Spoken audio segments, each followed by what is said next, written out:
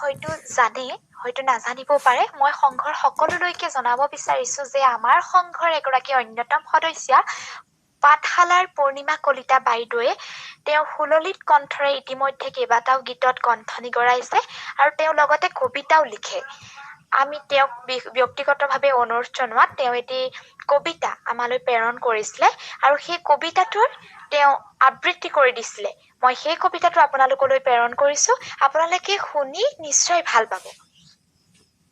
আমাৰ জীৱন লগৰী ৰেডিঅ' শ্ৰোতা সংঘৰ সদস্যসকললৈ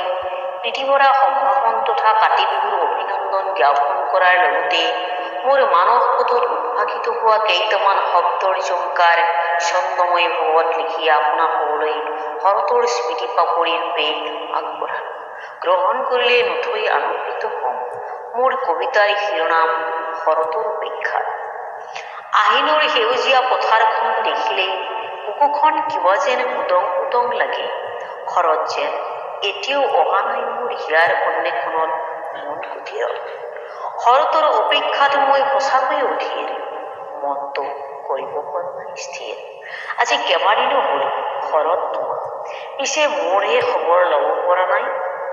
সৰুতে আইতাৰ সৈতে শেৱালি ফুলৰ সুবাস বিচাৰি কিমান যে ভাল লাগিছিল ধাৰি পাতি বহি লৈছিলো চোতালত শেৱালি জোপীৰ কাষত জনা পৰিৱৰ্তে মন খুলি কথা পাতিছিলো মনটো জোৰ হৈ গৈছিল ৰাতিপুৱা নিয়ৰৰ স্নিগ্ধতাই মন মুহিছিল নিয়ৰৰ টোপালবোৰ মণি মুকুতা হৈ জিলিকি উঠিছিল সেই সোণোৱালী ৰূপে মোৰ কাণত মোৰ ডিঙিত গহনা হৈ পৰিছিল শৰৎ আহিলে কিমান যে কথা পাতিম কহুৱা মনত বহি ৰঙীন কৰি তুলিম প্ৰকৃতি ৰাণী আহা না শৰৎ আৰু কিমান দেৰি কৰা তৰাবোৰৰ সৈতে মই জোন জোনালি লম আঁকোৱালি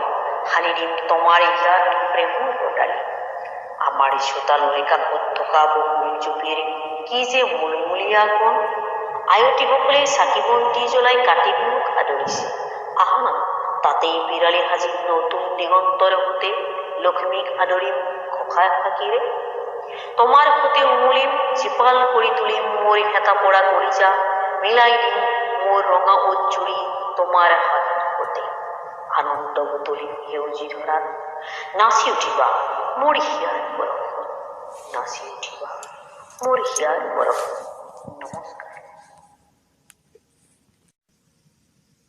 ৰেডিঅ' শ্ৰোতা সংঘৰ সদস্যসকলে নিশ্চয় মন কৰিছে যে বাইদেউৰ যিটো কবিতা এই কবিতাটোত আচলতে অসমীয়া সমাজৰ শাৰদীয় যি পৰম্পৰা তাক অতি সুন্দৰকৈ বাইদেৱে ফুটাই তুলিছে কাতি বিহুৰ কথা ইয়াত উল্লেখ আছে লক্ষ্মী পূজাৰ কথা ইয়াত উল্লেখ আছে আমি সকলোৱে আচলতে আমাৰ অসমীয়া পৰম্পৰাসমূহক লৈ গৌৰৱ কৰিব পাৰো ইমান চহকী আমি এইসমূহ কলাকৃষ্টি জীয়াই ৰাখিব লাগিব আমি নৱপ্ৰজন্মই বিশেষকৈ আগভাগ ল'ব লাগিব আৰু তেতিয়াহৈ আমি বিশ্বৰ দৰবাৰত আমি অসমীয়া জাতি হিচাপে গৌৰৱেৰে আমাৰ নিজৰ স্বাভিমানেৰে জীয়াই থাকিব পাৰিম